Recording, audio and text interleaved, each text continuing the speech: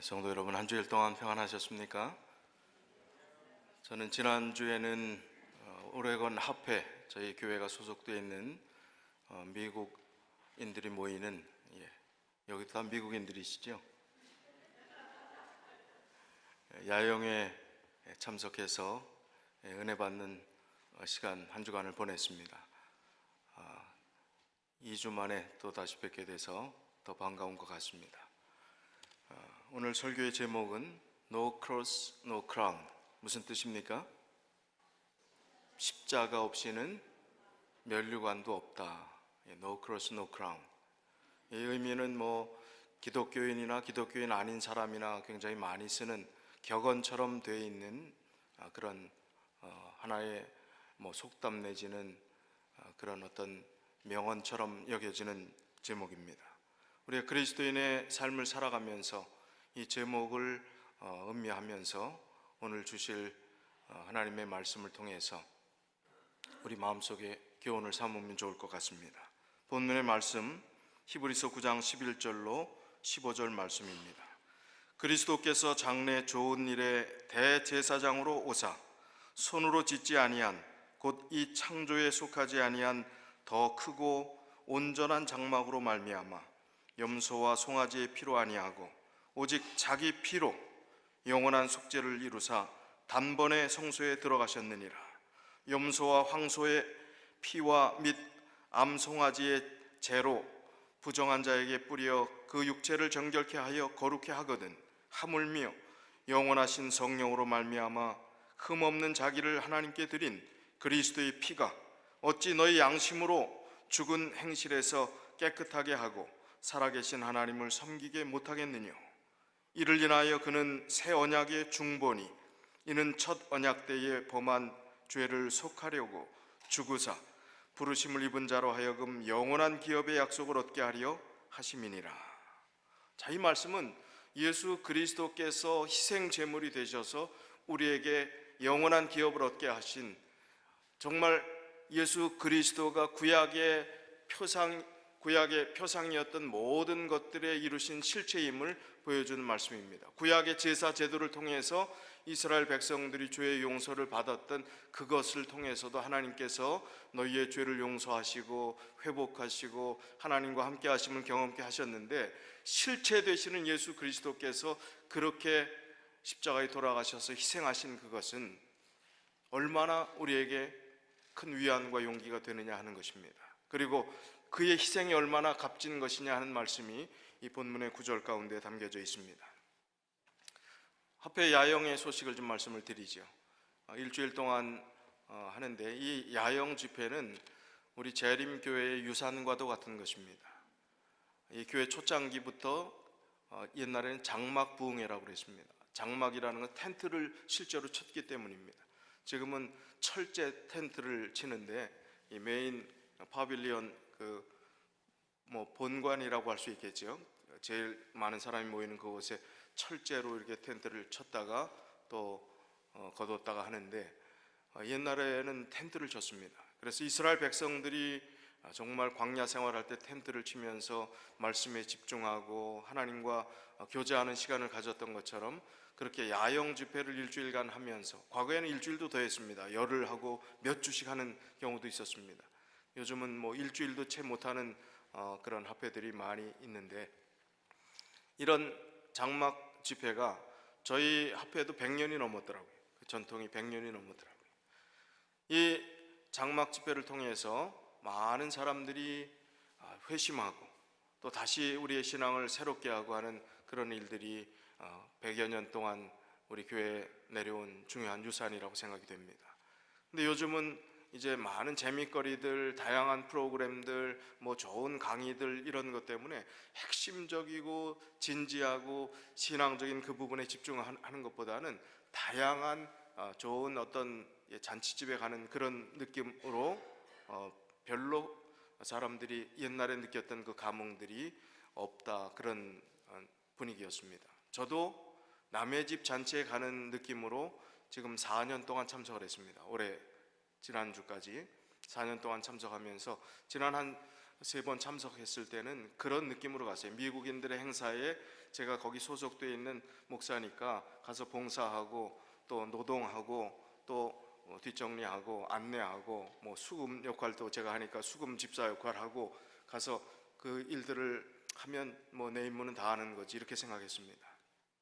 그런데 이번에는 잘 들리지 않던 영어가 들리더라고요. 조금. 뭐 영어 실력이 좋아졌다는 얘기는 아니고요. 하나님께서 주실 말씀과 기별이 몇 부분의 은혜가 되는데 그게 얼마나 참 마음에 감동이 되든지요. 그리고 정말 가슴이 먹먹한 시간을 보냈습니다. 첫 번째 그런 느낌을 가졌던 것은 이제 안식일 학교 시간에 이번 세계 선교 지역을 돕는 그 대상 지역은 북아시아 태평양 지회, 그러니까 한국, 몽골, 중국, 대만 뭐 이런 나라가 속해, 일본 이런 나라가 속해 있는 지역을 북아시아 태평양 지회라고 합니다. 사우스 코리아를 위해서 우리가 기도합시다. 사우스 코리아의 어디를 위해서 우리가 도와야 됩니다. 그리고 마저 호소를 하는 거예요. 미국 목사님이. 저는 헌금하려고 이렇게 서 있는데, 사우스 코리아가 지금 도움받을 나라입니까? 아니잖아요. 근데 회상이 되는 거예요. 과거의 선교사들이 우리 한국의 복음을 전하기 위해서 희생했던, 순교자의 정신으로 수고했던 100여 년 전의 그 상황들이 머리에 떠오르면서 얼마나 마음에 감동이 되는지요. 보통 선교사들이 결심하고 선교사로 나갔던 100여 년 전에 그 자리는 바로 이 캠프 미팅 자리였어요. 젊은이들에게 지금 조선이라는 땅에 하나님의 복음이 전혀 들어가지 않은 그 땅에 하나님의 복음을 전할 수 있는 그런 선교사가 필요합니다. 정말 순교를 각오하고 예수님의 제자와 사도 바울처럼 그 나라에 가서 복음을 전할 사람이 필요합니다 하고 호소했을 때 청년들이 거기서 결심했어요. 젊은이들이 다 나왔습니다. 선교사들 우리가 보면 옛날에 다 나이 많은 것처럼 보이지만 다 깐난쟁이 이렇게 안고 사진 찍은 거 봅니다. 선교사들 사진 찍었을 때 보면요, 그 젊은이들이 희생하고 자기 좋은 앞길들이 있었지만은, 아니 오래 있었던 사람 50몇 년까지 있으면 자기 생일 전부를 바친 것 아닙니까? 병들어 죽기까지 그 나라를 위해서 수고하고 헌신했던 그런 사람들이 있었기에 오늘날 대한민국이 동양의 가장 강성한 기독교 국가가 되었던 것입니다. 저희 교단뿐만 아니라 모든 교단을 총망라해서 그렇습니다. 그런 느낌들을 가지면서 이분들이 태도가 얼마나 진지한지요. 이 앞쪽에 가운데 이렇게 강대상 중심으로 해서 거기 모이는 데는 늘 열심히 그 자리를 차지하려고 미리 일찍 오는 분들이, 노인분들. 근데 거기에 호소하고 그러니까 이 눈동자를 제가 옆에서 수금하려고 그렇게 서서 봤더니 반짝반짝하면서 아멘 하고 정말 그 나라를 돕고 하나님께서 그 나라를 정말 복음의 황무지를 지금까지 인도해 주셨던 것처럼 지금 30%의 크리스찬 인구, 캐톨릭 포함해서 우리 한국이 그런데 나머지 70%가 아니라고 그러니까 거기 더 복음을 전해야 된다 하는데 동의해서 정말 진심으로 뭐래도 후원하고 싶고, 앞부분만 헌금이 많이 나와요. 보니까 제가 헌금 수금해 보니까 뒤에는 그냥 동전 내지는 뭐 그냥 건너뛰는 사람도 있고 그렇습니다. 잡담하고 그렇습니다. 그 마음의 열정과 그분들의 정말 헌신의 그 모습들이 떠오르면서 이게 그냥 거저 우리가 누리는 신앙의 자유가 아니구나, 거저 누리는 행복이 아니구나. 그분들의 희생과 수고의 토대 위에, 피눈물 나는 기도의 토대 위에 세워진 그 믿음의 혜택을 우리가 보는 것이구나. 참된 희생은 무엇일까? 참된 헌신은 무엇일까? 오늘 하나님께서 우리에게 요구하시는 것은 또 무엇일까? 이렇게 평안하고 안정된 가운데 우리의 신앙 생활이 참 어떤 면에서는 약화되고 세속화되어 가는 이 시점에서 하나님이 원하시는 것은 동일한 것일 텐데 오늘 우리 믿음을 한번 돌아보고 싶었습니다. 대부분 선교사들이 한국에 1800년 후반 때부터 시작해서 1900년 초반에 열악한 조선 땅에 희생의 각오를 가지고 첫발을 디뎠습니다. 선교사 자신이나 아내나 자녀 중에 하나도 희생당하지 않은 사람이 없다 할 정도로 거기서 많은 사람 가족을 잃어버리고 정말 낯선 땅에 묻고 귀국해야 되는 그런 선교사들이 초창기의 선교사들의 삶이었습니다. 조선의 재림교회 선교사의 이야기들을 제가 전에도 한번 전한 적이 있지만 한 웹사이트에 영원한 복음이라는 웹사이트에 기록되어 있는 내용들을 일부를 조금 소개를 해드리겠습니다. 그 성경절을 빌립보서 3장 10절에 있는 성경절을 이야기하는데, 내가 바라는 것은 그리스도를 알고 그리스도의 부활의 능력을 깨닫고 그리스도의 고난을 같이 나누고 그리스도와 같이 죽는 것입니다. 이 선교사들이 마음속에 품고 정말 이 말씀대로 내가 살아야 되겠다 하는 각오를 했던 그 성경절이 빌립보서 3장 10절을 많이 정말 모토로 삼고 선교사들이 그렇게 살았다는 것입니다. 내가 바라는 것은 그리스도를 알고 그리스도의 부활의 능력을 깨닫고 그리스도의 고난을 같이 나누고 그리스도와 같이 죽는 것입니다. 지금 여기 아까 사진을 다시 좀 보여주십시오. 이 사진을 보면 초창기 우리 교단의 선교사들입니다. 저희 교회는 다른 교단의 선교사들이 일방적으로 들어와서 복음을 전해서 받아들여서 교회가 생기고 그 교단이 형성된 그런 케이스가 아니라 저희 교단은 아주 자생적이고 특이한 방법으로 교회가 시작되었습니다. 한참 하와이의 사탕수수 밭의 노동자들이 필요할 때에 많은 돈을 벌고 또 그야말로 한번 갔다 오면 팔자가 피는 그러한 상황의 시절이 구한 말, 그 다음에 1900년대 초반이었습니다. 1904년도에 하와이로 이민 가려고 또 노동하려고 갔던 노동자가 이제 하와이에 가기 전에 한꺼번에 가기 어려우니까 일본 고베 항구에서 이제 수속을 기다리고 준비하고 있었습니다. 그 중에 다 가는 게 아니라 거기서 또 떨어지면 들어가지 못합니다.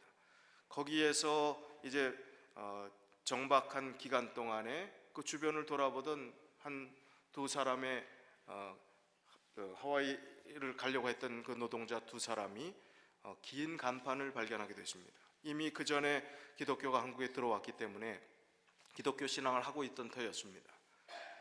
아주 긴 간판을 보니까 제7일 안식일 야소 재강림교회 이렇게 돼 있어요. 그게 제7일 안식일, 야소는 한자로 예수를 야소라고 씁니다. 예수, 재강림은 재림교회라는 뜻이에요. 가만히 궁금해서 이렇게 보는데 그 안에 담임 사역자, 그 당시 전도사였던 구니야 히데 전도사님이 나와서 이제 대화를 시작했습니다.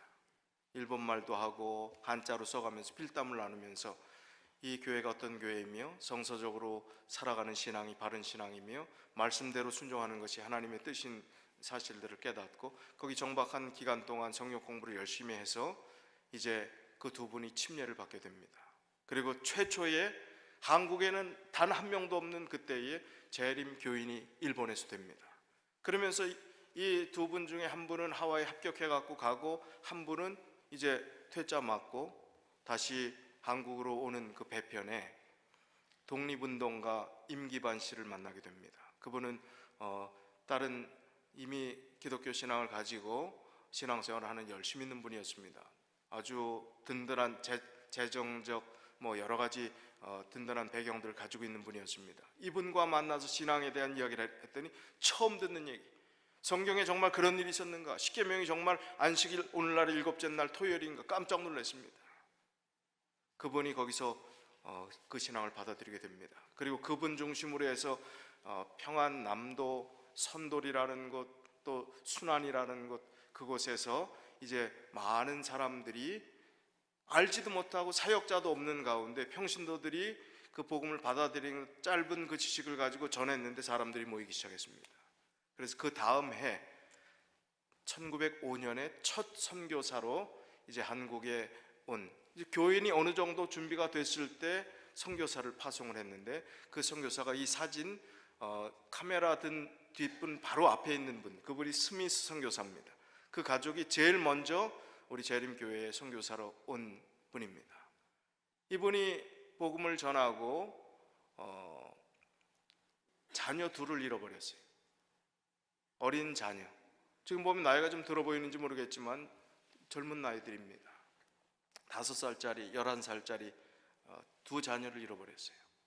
지금 제가 누구 그러면 오래 신앙생활 하신 분들은 아마 다 기억하실 거예요. 왕아시, 왕대야, 사엄태. 이 한글 영어 이름을 샤펜버그 그러면 사엄태 비슷한 이름을 가지고, 러셀 그러면 노설 뭐 이런 식으로 한국 이름을 붙였습니다. 더 친근하게 하기 위해서.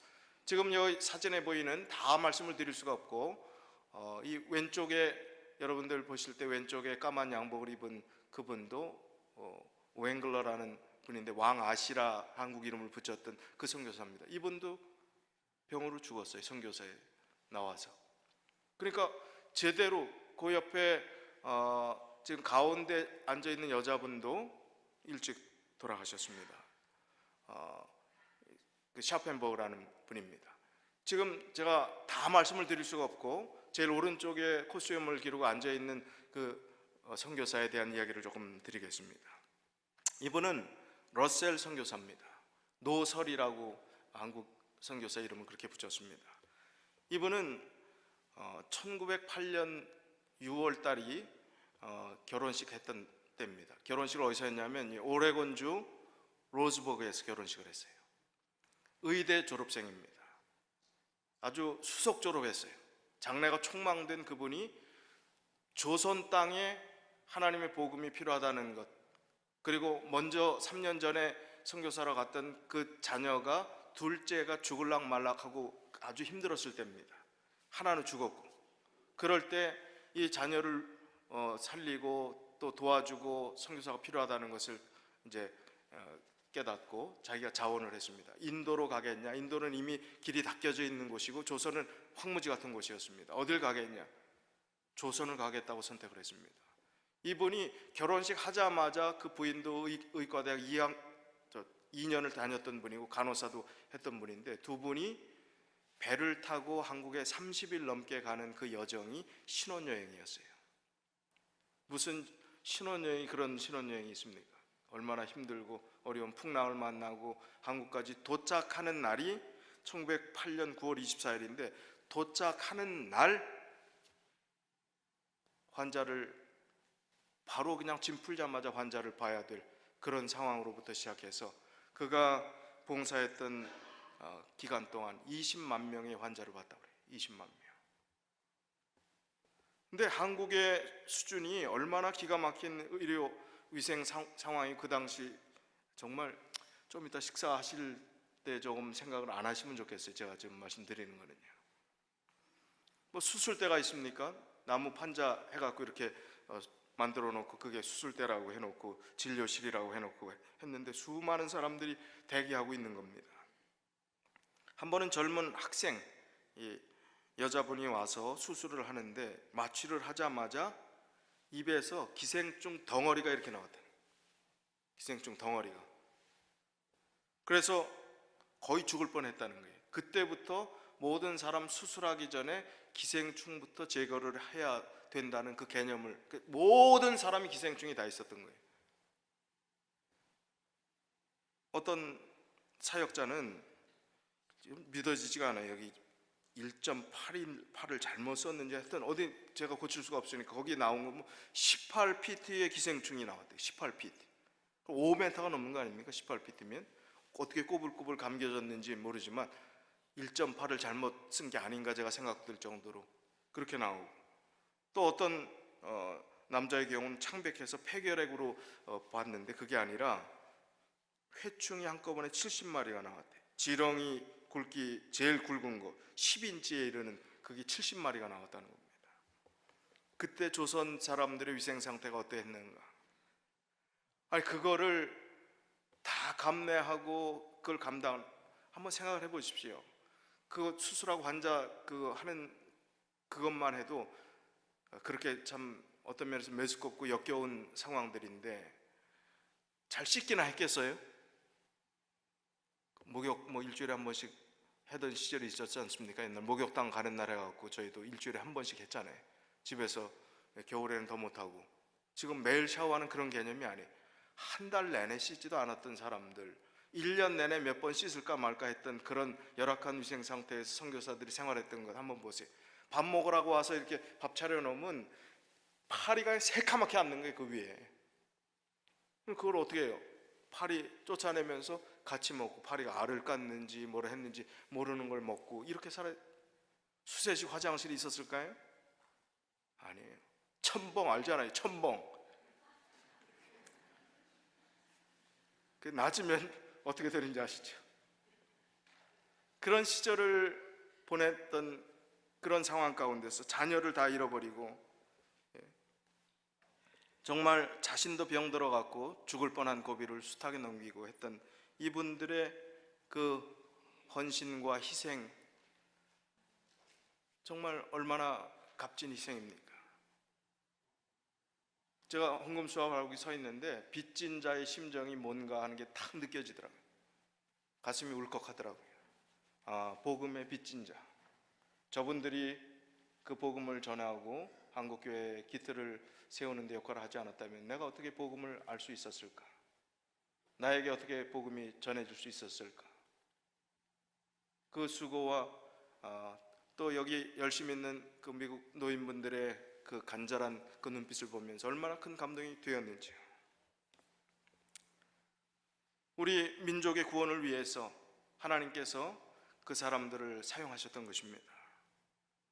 우리도 빚진 자라면, 채무자라면 빚을 갚아야 되지 않겠습니까? 유럽의 어떤 교회 입구에 예수님의 동상이 세워져 있었습니다. 그런데 2차 세계대전 중에 폭격으로 인해서 그 동상이 전부 다 나가지 않고 희한하게 양쪽 팔만 떨어져 나갔어요. 이제 전쟁이 끝나고 그 교회에서 회의가 시작됐습니다. 이 동상이 흉물스러워 보이니까 이 동상을 어떻게 할 것인지에 대해서 논의를 했습니다. 아예 보기 싫으니까 철거해버리고 새로 하자. 또 어떤 사람들은 팔만 새로 만들어서 다시 보완하자. 그런데 마지막 고민 끝에 어떤 결론을 내렸는가 하면 그대로 두기로 했습니다. 그대로 두고 그 동상 앞에 이런 글을 새겨 놓았습니다. 이제부터 우리가 예수님의 손입니다. 이제부터 우리가 예수님의 손입니다.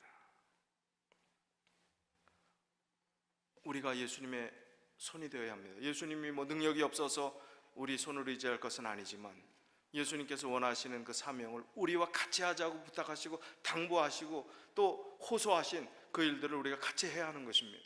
빚진 자로서 정말 참된 희생의 삶을 살았던 그분들을 생각하면서 우리가 정말 십자가 없이 면류관 없는 그 분명한 진실 앞에서 우리가 어떻게 하나님 앞에 헌신하고 또 하나님께 가까이 나아갈 수 있을까? 영혼을 어떻게 구원해야 될까? 교회가 설립된 목적이 무엇인가? 내가 이 땅에 존재하는 목적이 무엇인가를 깊이 생각해야 하는 것입니다. 여러분, 목숨이 얼마나 중요합니까? 목숨이 너무 중요해요. 성경에도 목숨이 중요하다는 얘기를 강조합니다.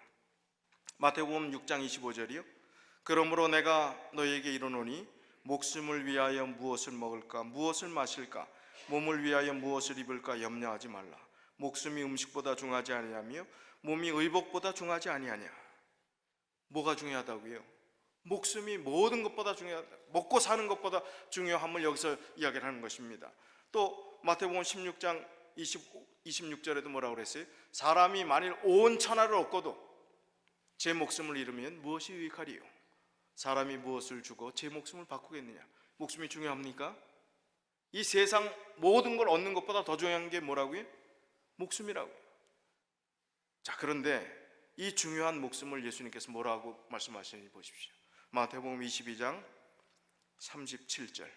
예수께서 가라사대 내 마음을 다하고 목숨을 다하고 뜻을 다하여 주 너희 하나님을 사랑하라 하셨으니, 목숨이 그렇게 중요한 건데 그 목숨을 다 바쳐서라도 어떻게 하라고요? 하나님을 사랑하라. 그 다음 성경절이요, 마태복음 10장 39절. 자기 목숨을 얻는 자는 어떻게 할 것이요? 잃을 것이요. 자기 목숨을 잃는 자는 얻으리라. 목숨 그렇게 중요하다고 얘기하면서 그 목숨을 잃어버리는 자는 살 것이고 그 목숨을 보존하려고 하는 사람은 결국 잃어버린다. 이거 너무 기가 막힌 얘기 아닙니까? 너무 충격적인 말 아닙니까? 우리랑 거리가 너무 먼 이야기처럼 들리지 않습니까? 마태복음 16장 25절이요. 누구든지 제 목숨을 구원코자 하면 잃을 것이요 누구든지 나를 위하여 제 목숨을 잃으면 찾으리라. 마태복음 20장 28절이요. 인자가 온 것은 섬김을 받으려 함이 아니라 도리어 섬기려 하고 자기 목숨을 많은 사람의 대속물로 주려 함이니라. 그 귀한 목숨을 예수님께서 주셨습니다. 그리고 참된 희생이 무엇인지 목숨을 다하여 정성을 다하여 뜻을 다하여 하나님의 사업에 임하는 그 마음의 태도들이 영혼을 살릴 수 있고 사람을 구원할 수 있고 하나님께서 영광 받으시는 길임을 우리에게 강조하시는 것입니다. 참 우리 남은 세월이 참 얼마 남지 않은 것 같아요. 예수님의 재림의 시간도 그렇고 또 여러분의 육신의 시간도 그렇습니다. 아무리 노력하지 않아도 찾아오는 게 뭐예요? 노력하지 않아도 그냥 반갑지도 않은데 찾아오는 거, 먹는 거. 나이야, 나이 먹는다고 그러지 않습니까? 아무리 노력하지 않아도 찾아오는 게 나이입니다. 만약에 여러분이 오늘 내가 지금 오늘 밤 12시까지가 나의 남은 유일한 시간이라면 어떻게 할 것인가? 아니면 한 달, 아니면 1년, 아니면 한 10년쯤, 글쎄요, 한 20년? 그 시간이 마지막이라는 것을 분명히 내가 안다면 나는 어떻게 살까? 한번 생각해 보셨습니까? 그런데 제가 20년이라고 이야기하는 그 시간도 그건 너무 멀다, 나이에 비해서. 그런 분도 계시잖아요. 그렇다면 나의 1년 내지는 10년 그 시간이 마지막이라면 나는 어떻게 살 것인가? 지금까지 나를 위해서만 살았다면, 내 자녀를 위해서만 살았다면, 물론 좋은 일도 하고 희생도 하고 헌신도 하고 봉사도 많이 했지만 주 1순위가 하나님을 위한 전적인 삶이 아니었다면 이제 나에게 주어진 시간은 어떻게 살아야 될까? 지금 그런 대로 안정되고 먹고 사는 거 고민 안 하고 굶지 않는데 어떻게 살아야 될까? 한번 진지하게 생각해 봐야 되지 않겠습니까? 제가 이번에 눈 검사를 하는데 의사가 아주 굉장히 겁을 줘요. 녹내장이 시작됐다는 겁니다. 녹내장이 뭔지 아시죠? 현대의학으로는 아직 치료 방법이 없습니다. 빨리 오면 5년 안에도 실명할 수 있다는 거예요. 진행되고 있다는 거예요. 참 마음이 우울하더라고요. 속상하더라고요. 그래서 좀 찾아봤더니 녹내장은 100명 중에 3.6명이 온다고 그래요. 100명 중에 3.6명 오는 그 녹내장이 왜 하필이면 나한테 올까? 참 언제 어떻게 될지 모르지만 마음이 참 우울한 때에 제가 사도 바울의 생애에 관련된 영화를 잠깐 봤습니다. 그러면서 그 우울함이 사라졌어요. 멀쩡합니다. 지금 아무런 증상도 없습니다. 그게 녹내장이라는 증상이 하나도 없잖아요. 이 사도 바울에 대한 이야기를 들으면서 제 마음이 위안이 되었던 것은, 사도 바울처럼 하나님의 사역을 열심히 했던 사람이 있습니까? 그렇게 죽을 고비를 몇 번씩 넘기면서 매 맞고 정말 산전수전 다 겪은 분입니다. 그런데 그의 마지막 모습을 보면 너무나 처참하리만큼, 너무나 참 안타까우리만큼 하나님이 마지막 사형장에서 쫙 나타나서 구원해 줘야 되는 거 아니에요? 그 정도 이란 하나님의 특별한 그런 사도는 구해줘야 되는 것 아닙니까? 그런데 어때요? 구해줬습니까? 하나님의 음성도 들리지 않았습니까? 침묵했습니까? 하나님은 침묵했어요. 하나님 음성 들리지도 않았습니다. 사도 바울이 그걸 가지고 섭섭해했는지 안 했는지 인간적으로 우리가 알 수는 없지만 성경의 모든 내용들을 보면 실망하지 않았습니다. 하나님께 영광 돌렸습니다. 나의 달려갈 길을 다 마쳤다고 그랬어요. 믿음을 지켰으니 이제 이후로는 면류관이 예비되어 있다, 소망을 가지고 기뻐했습니다. 여러분, 제가 거기에 어떤 용기를 가졌는 줄 아세요? 신앙생활 하면서 안 풀리고 어렵고 집안에 먼저 죽음을 맞이하는 분이 있고 가족 간에 슬픈 일이 있고 그러면 참 상심되고 낙심되잖아요. 믿는데 사업도 망하고 이것저것 다 그러면 낙심이 되잖아요. 사도 바울 보고 좀 용기를 얻으시면 안 되겠습니까? 그런 사도 바울도 하나님께서 침묵하신 것처럼 보이는 이유가 뭘까? 그토록 하나님의 사역들을 열심히 했는데 하나님께서 좀 돌봐주셔야 되는 것 아니겠어요? 그런데 침묵하셨어요. 그런데 하나님께 영광 돌렸습니다. 왜? 이 세상의 모든 셈이 끝나는 것이 이 세상이 아니기 때문에, 더 좋은 세상을 하나님께서 준비하셨기 때문에, 더 좋은 나라를 예비하셨기 때문에, 우리의 짧은 얼마 남지 않은 그 삶이 전부가 아니기 때문에 주님께서 침묵하셨고, 그 하늘나라에 대한 확신이 있었던 예수님께서 단번에 희생하셨던 대제사장으로 하늘성소에서 우리를 위해서 중보하시는 중보자로서 계시는 예수 그리스도가 자기가 믿는 전부인 예수 그리스도라는 사실을 알았기 때문에 기쁨으로 그 슬픔을, 그 고난을, 그 아픔을, 그 죽음을 맞이할 수 있었던 것입니다. 예수 믿는다고 어려움이 있을 때 우리가 낙심하지 말아야 합니다. 신앙이 흔들리지 말아야 합니다. 그리고 끝까지 붙잡아야 합니다. 더 열심을 내야 합니다. 하늘나라에 가서 구원받은 성도들이 예수님 만났을 때 하는 얘기가 있다고 합니다. 무슨 얘기냐?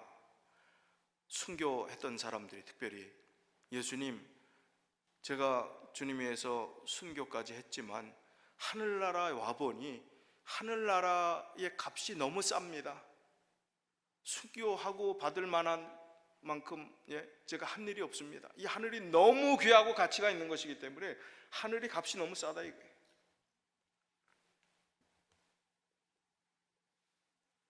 그리스도인의 삶은 예수 그리스도의 가신 길을 따라가는 삶입니다. 평생 자기만을 위해서 살아가는 삶이 아니라는 것입니다. 가족만을 위한 삶이 아니라는 것입니다. 자기가 추구하고 원하는 것을 따라가는 그런 삶이 아니라는 것입니다. 어떻게 하면 좀 열심히 할 수 있을까? 신앙생활에 좀 기쁨이 있을 수 있을까? 나도 열심히 하고 싶은데 그게 잘 안 된다 하는 분들이 계실 수 있지요. 저에게 뉴스레터를 보내주는 분이 계시는데, 장로님 중에 한 분이 목회자들에게 보내는 그 서신 중에 제가 최근에 읽었던 그 내용이 마음에 와닿습니다. 이제이 와그너라는 분은 우리 교단에 믿음으로 말미암는 의, 예수 그리스도의 십자가만이 우리의 구원의 유일한 길이다라고 분명한 신학적 체계를 놓은 그런 분입니다. 1800년대 후반부터 1900년대 초반에 그런 신학자요, 또 의사요, 목사인 분입니다. A.T. 존스라는 분하고 같이 그런 기초를 놓은 분인데, 이제이 와그너는 어떻게 구원의 확신을 갖게 되었는가라는 제목으로 쭉 내용을 설명하고 이제이 와그너의 경험을 이야기를 합니다. 예수님을 만난 경험. 근데 그 앞에 있는 내용들을 좀 읽어보겠습니다. 거듭남이라는 것이 얼마나 중요한 것인가. 우리가 거듭났다고 해서 완전하게 된다는 의미가 절대 아닙니다. 또 다시 실패할 수 있고 연약할 수 있고 약해질 수도 있습니다. 그러나 거듭남의 체험들이 있을 때 십자가를 향해서 계속해서 향상해 나가는 그런 경험이 어떻게 필요한 것인가, 거듭남이 얼마나 중요한 것인가, 그 앞에 있는 내용들이 제가 마음에 와 닿아서 좀 설명을 드립니다. 죄인이 마음의 변화를 받아 하나님의 자녀가 되는 것을 성경에는 거듭남이라고 말씀하셨지요. 와그너의 경험담을 듣기 전에 우리가 어떻게 거듭나는 경험을 할 수 있는지 알아봅니다. 먼저 우리는 거듭남이란 무엇을 의미하는지 명백한 이해가 필요합니다. 거듭남은 다시 태어난다는 거죠. 거의 모든 사람이 깨닫지 못하는 과정입니다. 이런 악습, 저런 악습을 고침으로 품성을 개선하려고 노력하는 사람들이 많습니다. 그러나 이런 방법으로 그리스도인이 되기를 바라는 사람은 출발부터가 잘못된 것입니다. 우리는 먼저 마음에서부터 시작해야 합니다. 세속적이고 죄를 사랑하는 마음을 변화시켜 그리스도의 말할 수 없는 사랑과 그분의 은혜의 매력과 하나님의 탁월하심을 깨닫게 하므로 영원히 거룩한 사랑에 젖고 하늘의 신비에 사로잡히게 하는 것은 작은 일이 아닙니다. 죄인이 이러한 일을 이해할 때 그의 이전 생애는 가증하고 증오스럽게 보일 것입니다. 그는 죄를 미워하고 하나님 앞에 그의 마음을 깨트리게 되며 그리스도를 영혼의 생명과 기쁨으로 받아들이게 됩니다. 그는 이전의 쾌락들을 버립니다. 그는 새로운 마음, 새로운 애정, 새로운 관심, 새로운 뜻을 갖습니다. 그의 슬픔, 소망, 사랑은 모두 새로운 것들입니다. 육신의 정욕, 안목의 정욕, 이생의 자랑 등 지금까지 그리스도보다 더 좋아했던 것들을 이제는 버리고 한때는 매력 없던 하늘이 이제는 풍부하고 영광스럽게 보이며 그것을 장래에 자신의 집으로 생각하게 됩니다. 그곳에서 그는 보혈로 자기를 구속하신 분을 보고 사랑하고 찬양하게 될 것입니다. 괴로운 듯 보이던 새 생애의 여정이 이제 그의 기쁨이 됩니다. 지루하고 흥미없던 하나님의 말씀은 이제 그의 연구 제목으로 선택되고 그의 충고자가 됩니다. 그것은 영원하신 분의 필체를 담은 하나님께서 그에게 보내신 편지입니다. 그의 생각, 그의 말, 그의 행위가 이 법칙에 대조될 때 시험을 받게 됩니다. 그는 이 말씀에 담겨있는 명령과 경고를 인하여 떨지만 말씀의 약속을 굳게 잡으며 그 약속을 자신에게 적용시킴으로 그의 영혼을 힘있게 합니다. 그는 가장 경건한 친구들을 선택하고 그가 한때 좋아했던 악한 자들과의 사귐을 더 이상 즐기지 않게 됩니다. 그가 한때 조롱했던 그들이 지닌 죄악에 대하여 이제 그는 애통해합니다. 자신에 대한 사랑과 허영을 버리고 하나님을 향하여 살며 선한 일에 풍성해집니다. 이것이 하나님께서 요구하시는 거듭남의 길이요 새 생애의 길입니다. 우리는 먼저 예수님의 십자가를 바라보아야 합니다. 로마서 5장 8절에 우리가 아직 죄인 되었을 때에 그리스도께서 우리를 위하여 죽으심으로 하나님께서 우리에게 대한 자기의 사랑을 확증하셨느니라. 예수님은 요한복음 12장 32절에 내가 땅에서 들리면 모든 사람을 내게로 이끌겠노라고 말씀하셨습니다. 우리는 다 양 같아서 그릇 행하여 각기 제 길로 갔지만 여호와께서는 우리 무리의 죄악을 그에게 담당시키셨도다. 예수 그리스도께 담당시키셔서 십자가를 통해서 우리를 구원케 하셨던 것입니다. 먼저 우리는 하나님께서 우리를 뜨겁게 사랑하시는 분임을 알아야 합니다. 제가 난생 처음 텃밭을 시작을 했어요. 집 뒤에 저희 집도 아니지만 텃밭을 해도 된다고 허락을 해주셔서 50견이 와서 땅도 못 파는데 할 방법이 있어야지 하고는 싶은데 네모 이 박스를 짜갖고 거기 네 덩어리를 만들었습니다. 그리고 뭐 이것저것 초보자가 전문가의 도움을 받아서 몇 개 심었는데 오이를 10개 이상 따먹었어요. 호박이 있는지도 몰랐는데 어디 그렇게 숨어 있는지 크게 자라는지 호박도 몇 개를 땄습니다. 아니 얼마나 미소가 번지는지 딸 때 되면 그 기분 이제 알았냐 하시는 분들 많이 계시죠? 하나님이 우리를 얼마나 사랑하시는지 텃밭 가꾸시는 분이 성질내면 그건 안 되는 것 같아요. 하나님 우리에게 얼마나 풍성하게 많은 것을 주시는지 그렇습니까? 그거 하나 봐도 알겠어요. 죄된 세상에서 이 땅에 살아가는데도 하나님께 주시는 그 은혜가 축복이 얼마나 큰 것인가를 그걸 통해서도 알겠더라고요. 하나님의 사랑이 얼마나 큰지를 우리가 알아야 합니다. 그럴 때 거듭남의 의미가 무엇인지를 알고 참된 기도를 드리게 되고 말씀이 달고 말씀을 내가 연구하고 살펴봐야 되겠다는 간절한 열망이 일어납니다. 그런 노력 없이 어떻게 우리가 거듭날 수 있겠습니까? 침례받고 교적 있으면 거듭난 건가요? 이 교회에 들어오면 거듭난 것입니까? 아닙니다.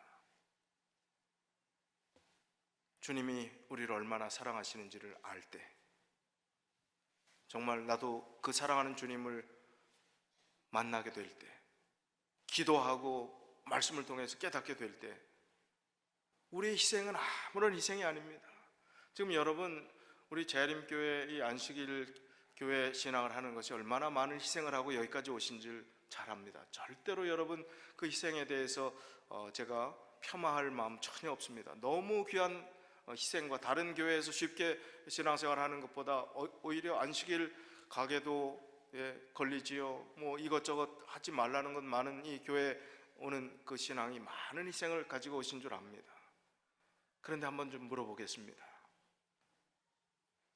믿음의 우리 선조들이, 선교사들이 희생하고 헌신했던 그 희생을 생각하면서 지금 내가 신앙생활하는 그 헌신이나 희생과 봉사가 대단한 것입니까? 엄청난 희생입니까? 11조를 드리는 것이 어마어마한 희생입니까? 아니면 믿는 사람들의 기본 도리입니까? 안식일을 지키는 것, 안식일을 온전히 구별하는 것, 그것은 엄청난 희생입니까? 아니면 믿는 사람들이, 하나님을 사랑하는 사람들이 그냥 기본적으로 해야 되는 것입니까? 어떻습니까? 우리가 엄청난 것이라고 생각한다면 예수님의 사랑이 아직 우리 마음속에 더 깊이 오지 않았다고 하는 신호일지 모르겠습니다. 너무나 당연한 것이고 기본적인 것이 되어야 됩니다. 영혼을 구원하려고 하는 열망과 봉사하려고 하는 마음과 자원하는 마음, 또 용서하는 마음, 또 미움이 있을 때도 그것을 극복하는 그런 마음들 갖는 것, 이 모든 것이 거듭나지 않으면 가능하지 않은 것입니다. 새로 태어나지 않으면, 주님의 사랑으로 새로워지지 않으면 죽었다 깨어나도 그건 평생 미워하고 끝나는 거예요. 평생 한을 안고 가는 거예요. 교회에 아무리 있어도 소용이 없는 것입니다.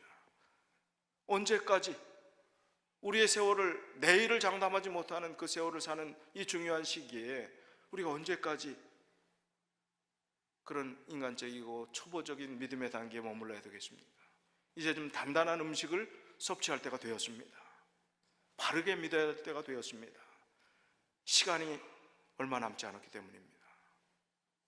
농내장 몇 년쯤 맑은 시력이 될 수 있을까? 뭐 억제하는 게 있다고 그래요. 그래서 뭐 이 눈에 하루에 한 방울씩 넣으라고 뭐 약도 주는데 한 번도 안 넣었어요. 이거 받고. 왜 그러는지, 뭐 믿음으로 그런 것도 아니고, 예? 그러면 못 보게 된다면 내가 지금 볼 수 있을 때, 또 시력이 좋을 때, 아직도 시간이 있을 때 뭘 해야 될까? 여러분은 그런 상황이 여러분의 상황이라면 여러분 뭐 하겠어요? 지금부터